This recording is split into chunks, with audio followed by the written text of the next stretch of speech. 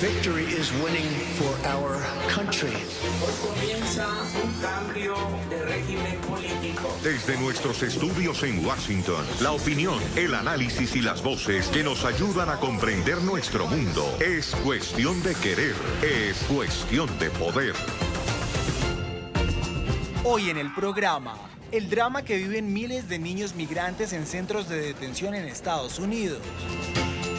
El considerado juicio del siglo terminó con una condena de cadena perpetua para el capo mexicano Joaquín El Chapo Guzmán. Democracia en las Américas. Analizamos el informe de la Alta Comisionada de Naciones Unidas para los Derechos Humanos sobre los excesos del régimen de Maduro en Venezuela.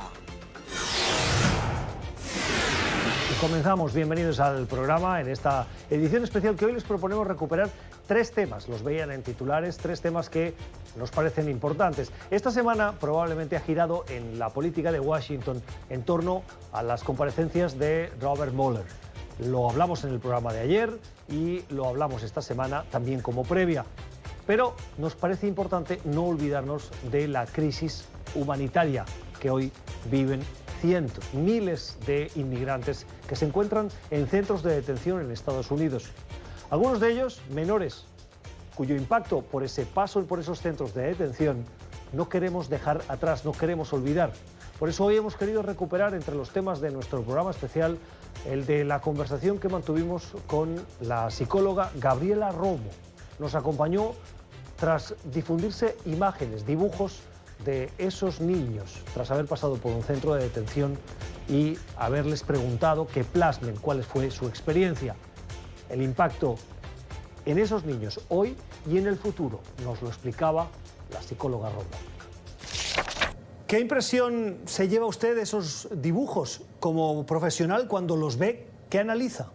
Pues mira, es preocupante. Estos dibujos muestran lo que estos niños están experimentando. Se ven unas imágenes realistas de que están siendo encarcelados como unos criminales o que sus parientes también han sido encarcelados. Y eso es preocupante, porque ¿con qué se asocia el encarcelamiento? Con criminales, con los malos, con que hice algo mal, con que mis padres hicieron algo mal. Entonces, esto, por supuesto, sobre todo cuando son niños, deja un impacto también a largo plazo, no nada más de manera inmediata. ¿Cuál es el impacto inmediato en estos menores? Pues mira, el impacto inmediato al ser separados de sus padres y de estar viviendo en esas condiciones es que los niños se sienten abandonados y sin protección. O sea, hay que recordar que cuando uno es niño, las personas que le dan a uno protección son nuestros padres. O sea, es la relación más importante que tenemos. Y al ser separados y al ponernos en esta situación, entonces los niños pueden generar trastornos de manera psicológica. Por ejemplo, hablamos de depresión, de ansiedad, de trastornos por estrés postraumático. Ahora, esto también hay que recordar que los niños están desarrollando su cerebro y cuando uno pasa por una situación estresante, y sobre todo si es que además también ellos vienen acumulando situaciones de estrés por una manera acumulada, entonces su cerebro ya no se va a estar desarrollando ni creciendo de la misma manera. O sea, uno empieza a segregar hormonas de estrés, que esto afecta las conexiones neurológicas, pero también nuestra capacidad de regular las emociones. Entonces esto viene también con consecuencias a largo plazo. Vamos a intentar entender las consecuencias estas de medio y largo plazo en la vida profesional y en la vida afectiva. ¿Puede ponernos ejemplos del trauma que puede generarles, que puede acarrearles lo que están viviendo ahora para su vida futura en esos dos ámbitos, en el personal, afectivo y en el profesional? Así es, mira, uno cuando tiene efectos de trauma, uno tiene que lidiar con estas situaciones, o sea, vienen problemas fisiológicos, pero también psicológicos. Y desde un punto de vista psicológico, hablamos que estos niños van a tener problemas para relacionarse cuando tengan otras relaciones importantes. Estamos hablando de relaciones de pareja, por ejemplo. O sea, su sentido del peligro ya no lo pueden regular, ya no pueden distinguir, porque tienen trauma, de qué es una situación de peligro o no. Hablamos también de que cuando una persona ha pasado por muchas situaciones estresantes y que tiene que lidiar con otras situaciones estresantes que vienen después, entonces pueden caer fácilmente en adicciones. Puede ser que fácilmente recurran a trastornos, por ejemplo, la depresión, que estén con angustias, con culpas, con desesperación y ansiedad.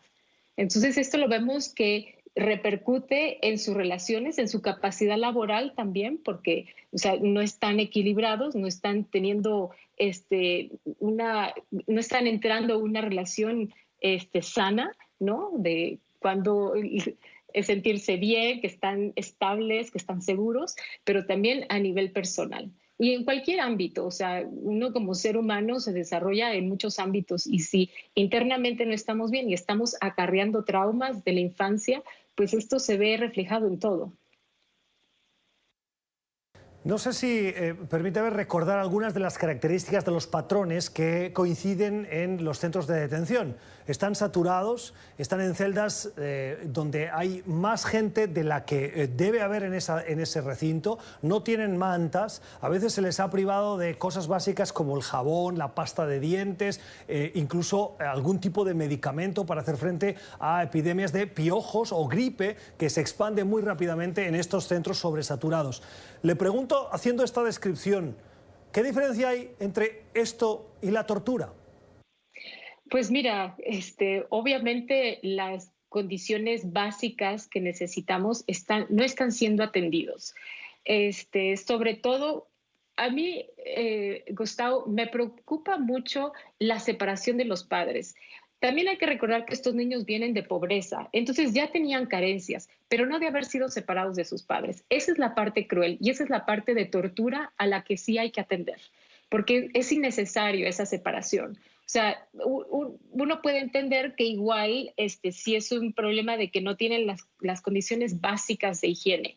Y eso, por supuesto, es como vivir en esa pobreza extrema, ¿no? Pero estar enjaulados como criminales, como personas peligrosas o como animales peligrosos, salvajes, el estar desprotegidos, la incertidumbre, el no saber qué va a pasar, eso es lo que es preocupante, pero también que sí tenemos la capacidad de proveer estos servicios básicos de higiene, de salud, médicos, de profesionales como yo que nos dedicamos a ayudar a que la persona se sienta más segura, ¿no? De poder ayudar a que pueda lidiar con situaciones estresantes. Y hay profesionales como yo que estamos dispuestos también a ir y echar una mano, pero esta negativa, esta es la que es muy preocupante.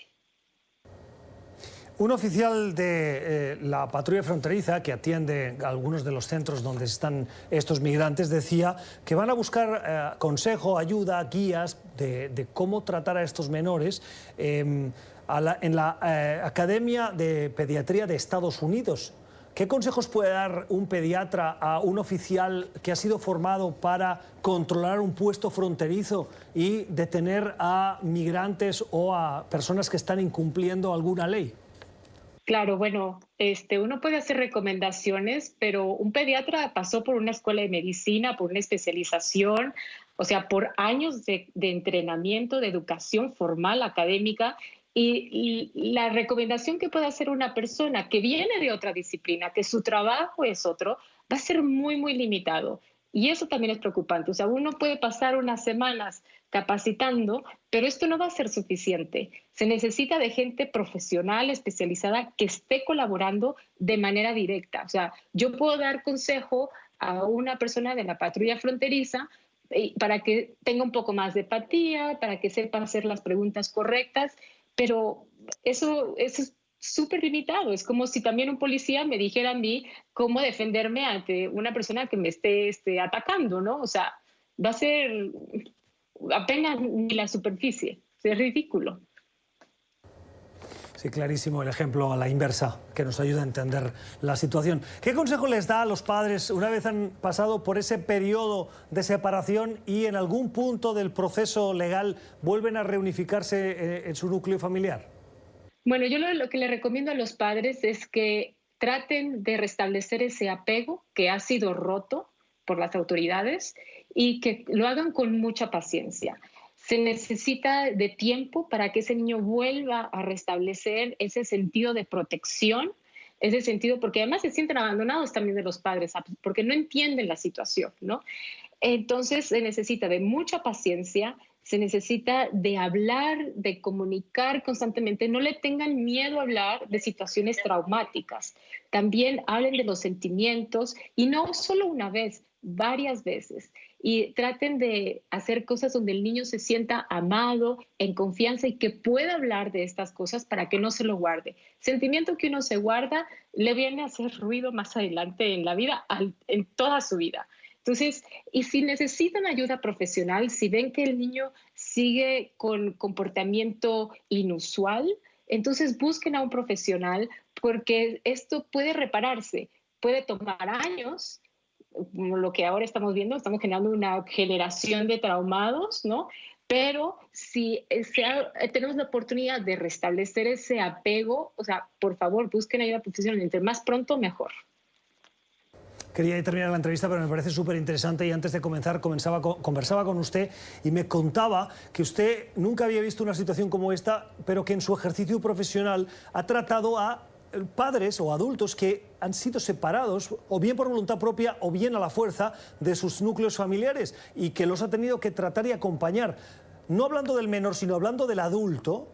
¿Cuáles son las consecuencias para el adulto frente a una situación de estas características? Imagino que la de una madre o un padre es distinta a la de un tío o la de un hijo ya adulto, pero en cualquier caso, ¿hay algún patrón para que los adultos separados, que tienen hijos separados, puedan hacer frente de una mejor manera a una situación como esta? Pues mira, yo lo que veo mucho es unos sentimientos de culpa, una depresión crónica, trauma crónico, o sea, estamos hablando de situaciones crónicas de mucho tiempo que vienen arrastrando, ya sea porque ellos fueron separados, ahora que de adultos, pero fueron separados de niños, o bien que están separados ahora de sus propios hijos.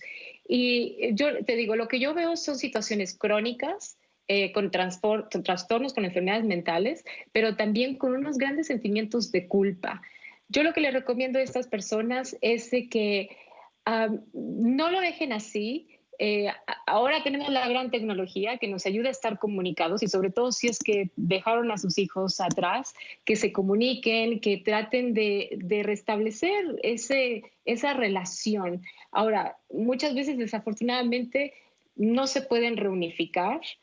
Y eso le trae problemas, ¿no? Porque como decíamos antes, estos problemas se ven reflejados, uno lo proyecta en todo tipo de relaciones, ¿no? Si uno viene guardando estas culpas, estos sentimientos de desesperanza, de que nadie me puede ayudar, de que mi situación solamente se vuelve peor. Entonces es lo mismo, tenemos esta misma presentación ante cualquier otra relación. Y esto hablo de relaciones de pareja, relaciones de amistad con otros familiares. Entonces hay que darse cuenta porque uno luego lo muestra por fuera, ¿no? En otras relaciones. Y la verdad es que las causas es que viene siendo estas separaciones que las vivieron ya sea en la infancia, en la adolescencia o ya más recientemente. Qué drama. No sé cómo agradecerle las palabras. Sí, como nos explicaba usted, es un drama que está latente, que va más allá de los números y que muestra esas personas detrás de esas estadísticas que a veces los medios de comunicación nos fijamos más y detrás están estas historias humanas que usted nos ayuda ahora a poner en primer plano. Gracias, Gabriela Romo, psicóloga infantil, por habernos compartido sus puntos de vista y ayudarnos, si cabe, a entender un poquito más esta difícil realidad.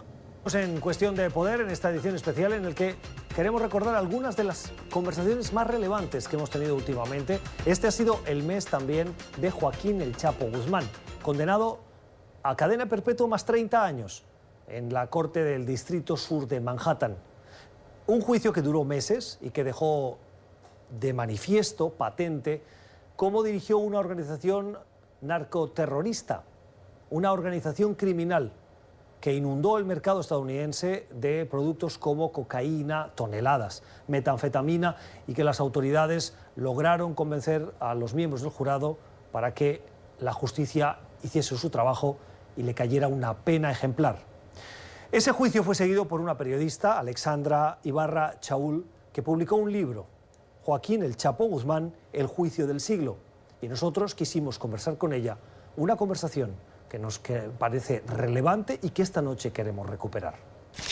Vamos a empezar por el juicio del Chapo. ¿Qué le ha parecido estos meses de audiencias, de investigaciones, de interrogaciones que se han llevado a cabo en el Distrito Sur de Manhattan? Me han parecido sobre todo un momento histórico, un momento memorable donde se expuso, como bien dijiste, 30 años de investigaciones sobre el Chapo Guzmán y el crimen organizado en México, pero también un momento donde vimos por primera vez a estas personas casi legendarias en carne y hueso, ¿no? En persona, ahí a escasos metros, y estar ahí me pareció que fue un momento histórico. ¿Qué impresión te llevaste cuando viste por primera vez a Joaquín El Chapo Guzmán? Pues al principio es una impresión fuerte, porque como mexicana crecí escuchando El Chapo, crecí oyendo cosas de él en las noticias, las series de televisión, toda esta leyenda y este mito tan grande, ¿no? Y entrar ahí y ver que es una persona de carne y hueso, que tiene una infección en los oídos, que está esperando a ver qué deciden de él y de su futuro, pues es una impresión muy fuerte y de repente te das cuenta que es un humano. Cuando lo vemos por televisión, la primera impresión que uno se lleva es que es una persona frágil. ¿Es la sensación que también tuvo usted cuando lo vio por primera vez? Creo que durante el juicio y específicamente dentro de esa corte, él parecía una persona vulnerable y pues no es para menos, ¿no? Estaba enfrentando un juicio que en la menor de las penas es una cadena perpetua y se podía llevar varias, ¿no? Entonces, creo que sí se veía como una persona vulnerable ante las circunstancias y como una persona muy sencilla, me pareció. ¿Es un monstruo? Yo creo que, y lo que esclareció el juicio a través de los testimonios, 14 personas que colaboraron con él testificaron en el juicio y describieron actividades que realizaban con él, actividades criminales, y se referían a él de diferentes maneras. Para unos era su patrón, para unos era su jefe, para unos era su amigo, para una fue su amante. Entonces, yo creo que lo que vimos alrededor de este juicio es que el Chapo es un ser tridimensional, con buenas, malas decisiones, algunas horribles, pero no deja de ser una persona. Entonces, yo no lo describiría como un monstruo. ¿Cree que Joaquín El Chapo Guzmán es una persona que se encontró con el negocio del narcotráfico y fue prisionero de sus circunstancias y como para sobrevivir tuvo que tomar esas decisiones tan duras como describió usted ahora para acabar o bien con su vida o bien liderando esa organización criminal? Creo que es complicado conocer por qué él tomó las decisiones que tomó, pero creo que dejó muy claro el juicio y creo que como mexicana la violencia por la cual atraviesa el país y las carencias económicas en algunos lugares dejan claro que efectivamente es un problema mucho más complejo que simplemente una persona mala, ¿no? O sea, yo creo que todos tomamos decisiones, efectivamente algunas de sus decisiones fueron, yo creo que decisiones muy malas, pero sí creo que se enfrentó a una combinación de circunstancias complejas, ¿no? Durante el juicio hubo acusaciones a políticos conocidos, entre otros el expresidente Enrique Peña Nieto y presidentes anteriores de México, que en defensa del Chapo se intentaban involucrar en lo que se conoce muchas veces como encender el ventilador para culpar e involucrar a todo el mundo. ¿Esas acusaciones nos las tenemos que creer? Yo creo que son acusaciones importantes para tomar en cuenta e iniciar indagatorias. Si bien no son suficientes para encontrar culpabilidad solo por el hecho de que se hicieron esas declaraciones, sí son importantes para empezar investigaciones, porque son declaraciones hechas en la solemnidad de la Corte Federal de Estados Unidos, son declaraciones que vienen de interrogaciones previas de estos testigos con los fiscales estadounidenses, que se dijeron antes de que se supieran que se iban a usar en juicio. Entonces yo creo que son suficientes para indagar y yo creo que como país es muy importante para México hacerlo. ¿Es el Chapo la punta del iceberg de lo que hay detrás? Es decir, que la corrupción, que la violencia, que la extorsión, que las redes de narcotráfico están extendidas por gran parte del territorio mexicano. Yo creo que esa fue una de las cosas que evidenció el juicio, que efectivamente es un entramado y un problema mucho más complicado que una sola persona, y no solo en México, sino en el continente, yo diría. Hay gente que pensaba que con la detención del Chapo se podía solucionar, al menos en parte, la violencia en México, y hemos visto que no, que muy probablemente no solo no se ha solucionado, sino que se ha acrecentado. Exacto, yo creo que en ese sentido, y lo ofrezco ahí en el libro al final a través de una entrevista, yo creo que es difícil entender qué tanto de este juicio significó justicia para México. específicamente en el tema de impunidad en los crímenes, violaciones a derechos humanos, familias desaparecidas, toda esta violencia que acosa y que atraviesa México, no me queda claro que se haya resuelto o que el juicio haya funcionado para detener o esclarecer ese problema. Con lo que hoy hemos salido en la Corte y con este largo juicio, ¿cree que los mexicanos tienen que estar satisfechos de que se ha hecho justicia? Es una pregunta muy difícil y es una pregunta con la cual yo batallo como mexicana, y a través de la cobertura y a través del juicio yo planteo mucho esta pregunta. Planteo, ¿esto es justicia? Porque no se ofrecieron respuestas, no se ofrecieron verdades, no se ofrecieron soluciones para lo que está pasando en México, ¿no? Entonces, hay gente en México que cree que el hecho de que esté preso por estar preso es una victoria. Yo creo que tiene que estar preso por los delitos que cometió y que se le comprobaron en Estados Unidos, pero no me queda claro que sea justicia para el resto del problema en México. ¿Usted personalmente cómo vivió esa violencia, esa intimidación de la organización criminal que el Chapo llevaba a cabo? Gustavo, la verdad es que yo he tenido una vida, reconozco, muy privilegiada y Pero usted trabajó en un medio de comunicación en cuyo director fue asesinado. Correcto, yo cubrí el juicio para Río 12 desde la Corte Federal de Nueva York, pero yo nunca cubrí en Sinaloa. Yo empecé a colaborar con Río 12, este semanario sinaloense, desde Nueva York como corresponsal, y en ese sentido mis colegas de Río 12 son los que han vivido condiciones sumamente arduas y violencia directamente al fundador, que fue asesinado, y al cofundador, el actual director, que fue espiado no por el crimen organizado, sino por el gobierno federal de Peña Nieto, a través de este malware de espionaje Pegasus.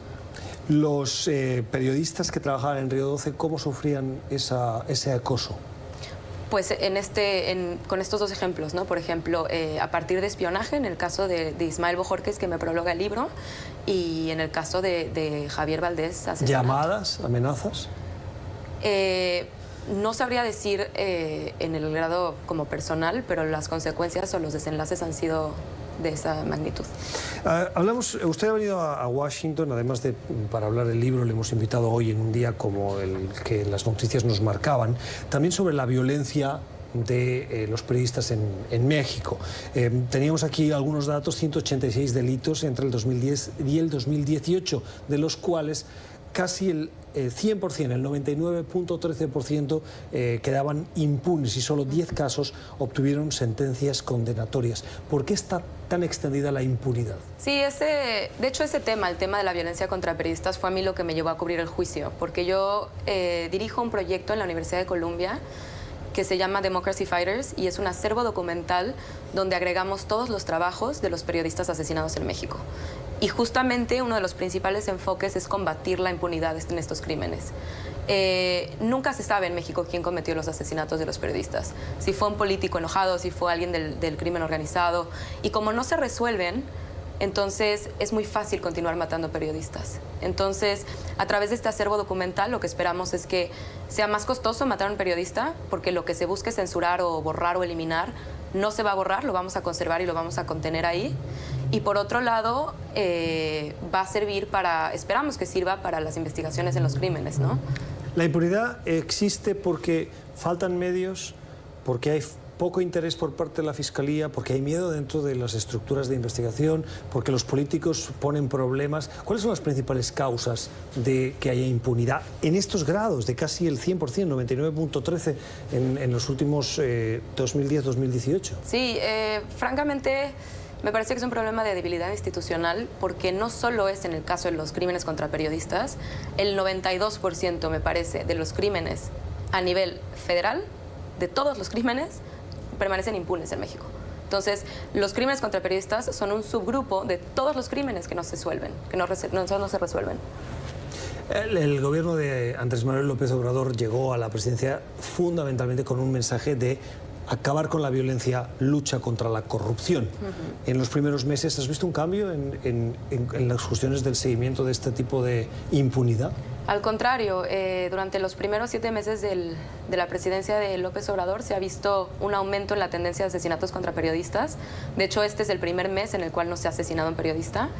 Y en términos de crimen general, de crimen organizado y de violencia generalizada, también es una tendencia que va a la alza.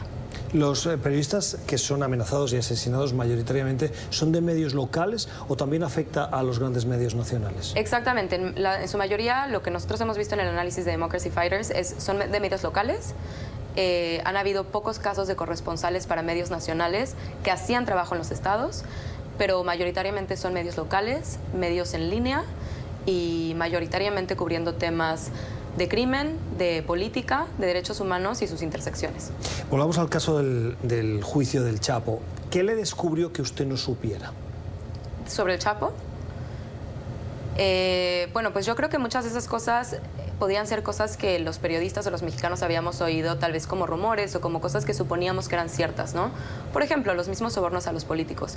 Pero escucharlo ahí confirmado en las solemnidades a corte fueron cosas que si tal vez no sorprendían, sí impresionaban mucho, ¿no? Y se corroboraban y queda ya un registro histórico que antes no existía con ese tipo de rigor, yo creo.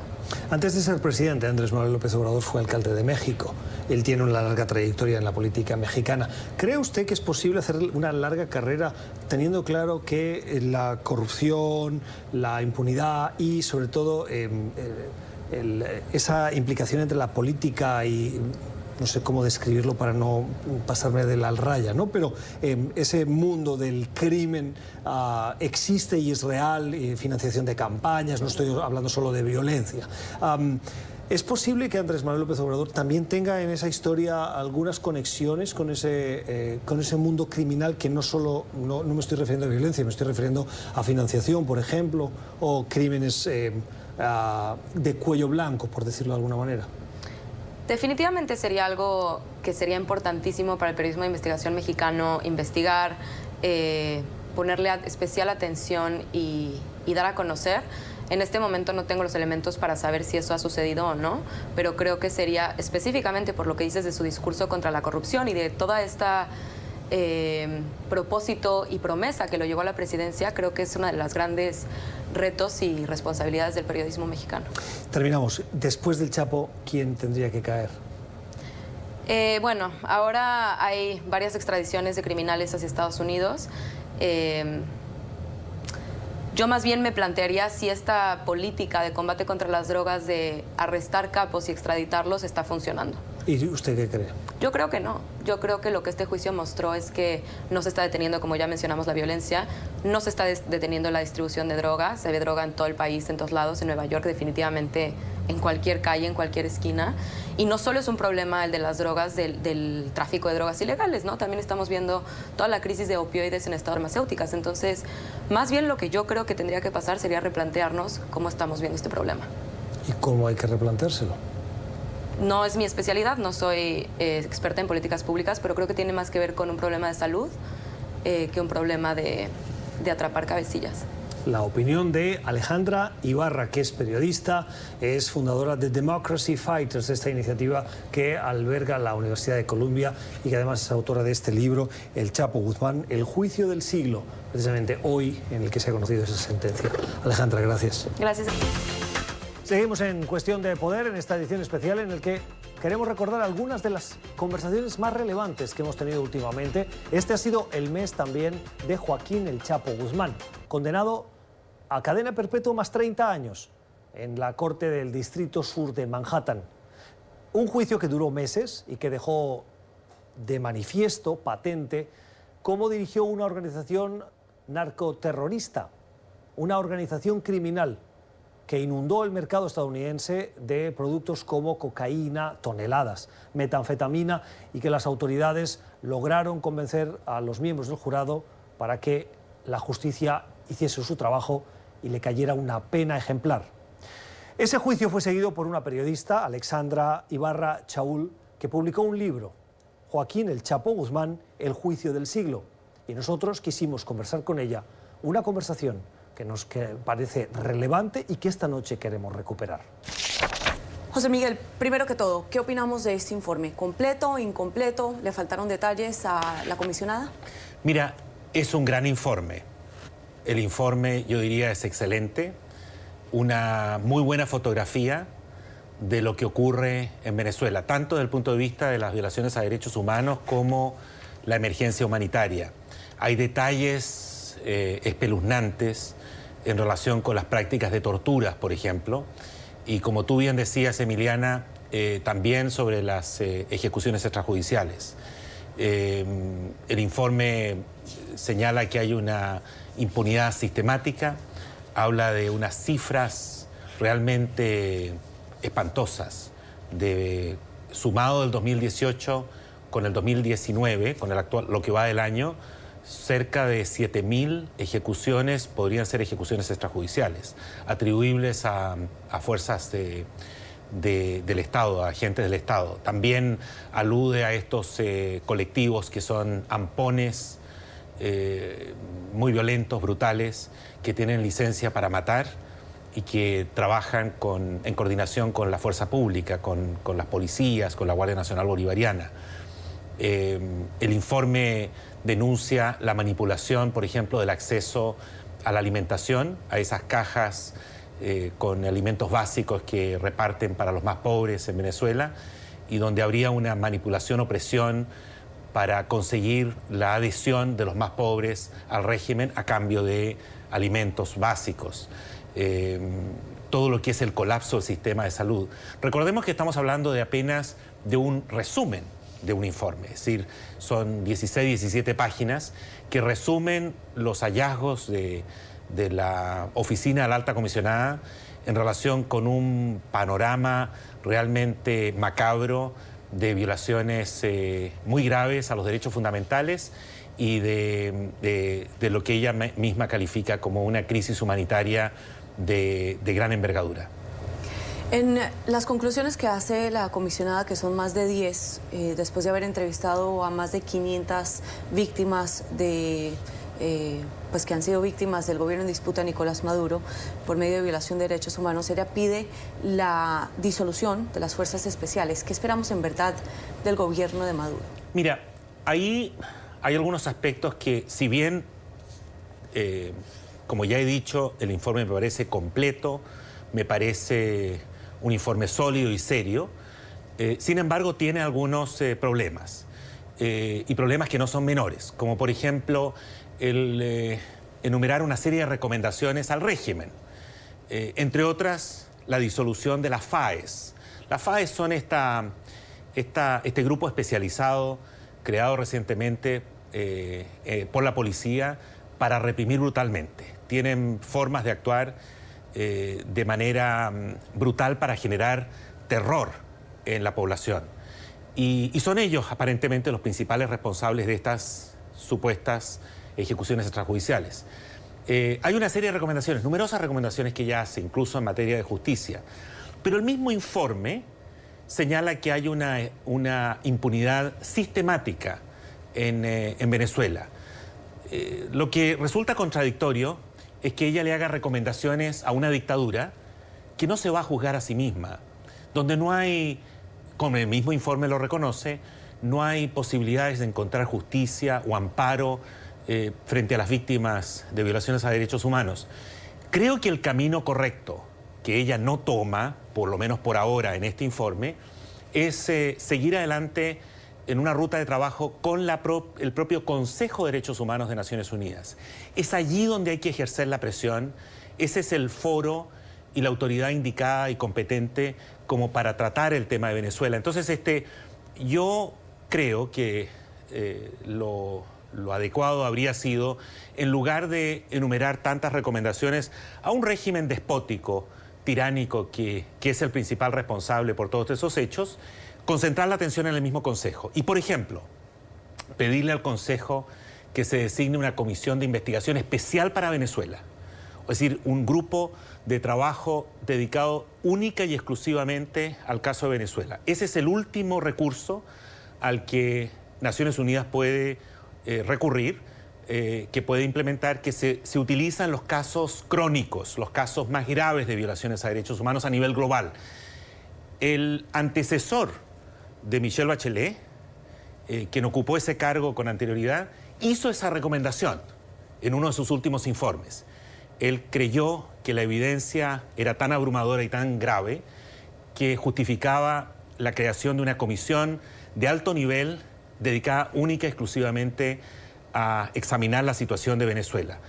Esa recomendación no la hace Bachelet, yo espero que la haga muy pronto.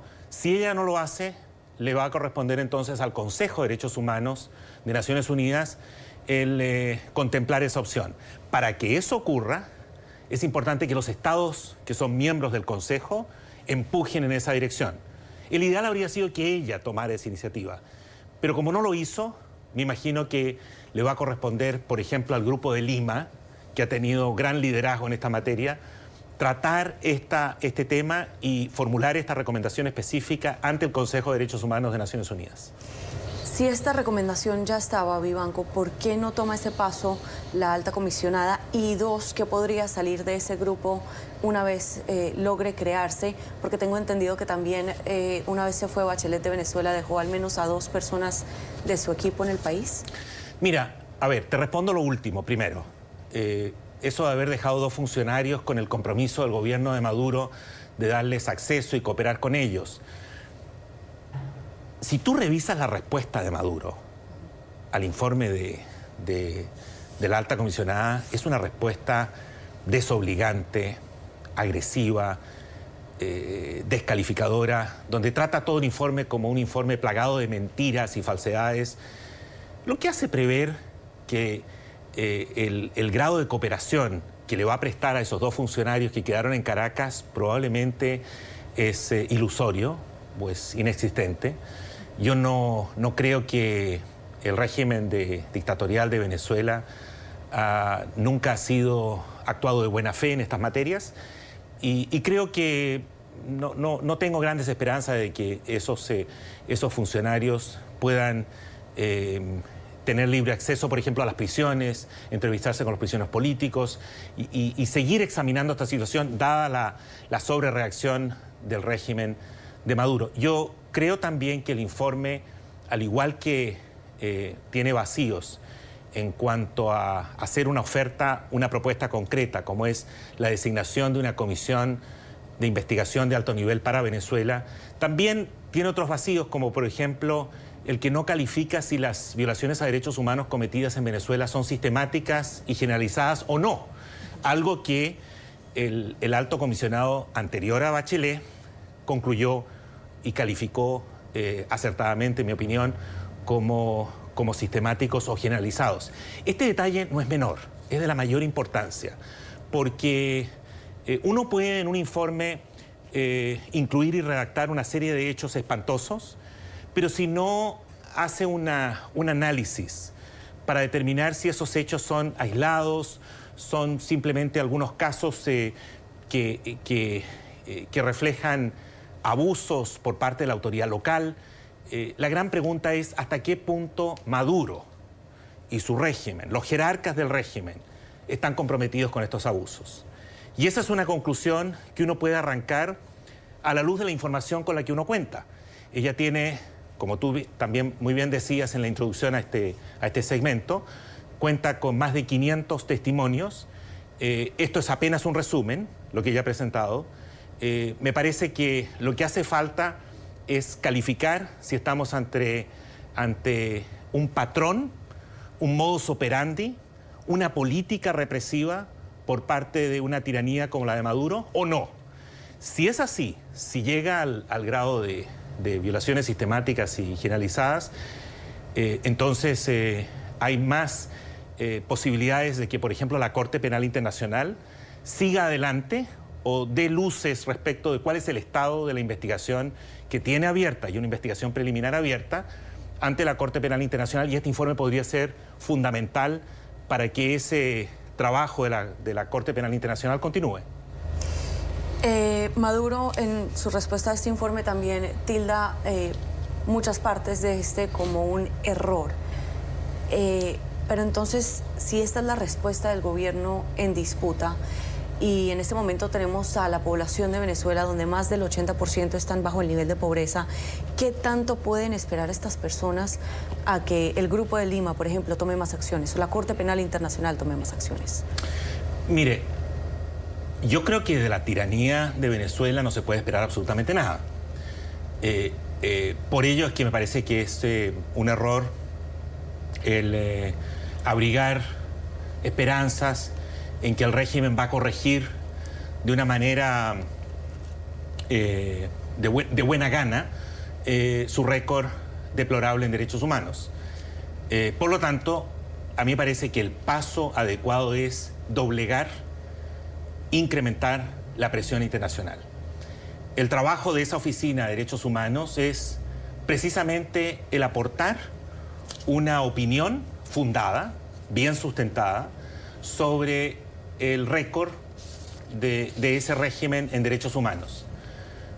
Yo habría preferido además, otro vacío del informe, que ella determinara en su informe si, por ejemplo, la crisis humanitaria, el colapso del sistema de salud, la falta de alimentos, los niveles de desnutrición que existen hoy día en Venezuela, el éxodo masivo de venezolanos, que es producto indudablemente no solo de la represión, sino también de la tremenda crisis humanitaria que vive el país, ¿es responsabilidad de Maduro o no? Porque, ¿qué sacamos con describir estos hechos? Como están muy bien descritos allí, casi como una catástrofe natural, constatando de que los hospitales no tienen las medicinas, que no hay acceso a un sistema mínimo de salud, especialmente para los más pobres, que se manipulan los recursos, la alimentación a los sectores más vulnerables, si no se explica quién es el responsable de todo esto. Y allí creo que hay un vacío importante. Hay que reconocer en todo caso que el informe de Bachelet dice que el gobierno ha incumplido sus obligaciones de transparentar las cifras. Y eso todos lo sabemos. Es un régimen que ha ocultado cifras, que ha engañado a la población y a la comunidad internacional y ha prohibido el que se publiquen cifras de la situación de salud y de alimentación en el país, porque durante muchos años han negado que exista tal crisis humanitaria. Hoy día finalmente la aceptan ante la evidencia abrumadora que existe sobre las condiciones internas. Pero Bachelet, al aludir a este tema, dice que hay múltiples factores que han influido en este desenlace. Yo creo que es importante que ella atribuya claramente responsabilidad a Maduro por estos hechos, por estas políticas. Y no solo en cuanto al ocultamiento de cifras, sino también a la persecución que ha habido frente a los médicos que valientemente se han atrevido a denunciar esta situación. Esos médicos han sido perseguidos en Venezuela y eso también debería dejarse constancia en el informe. Programa especial en esta recuperación de las conversaciones que nos parecieron importantes, relevantes y que hemos querido volver a poner hoy sobre la mesa. Gracias por acompañarnos, por la generosidad de su tiempo. Esperemos que hayan aprendido, como lo hemos hecho nosotros, de nuestros invitados. Que descansen. Feliz noche.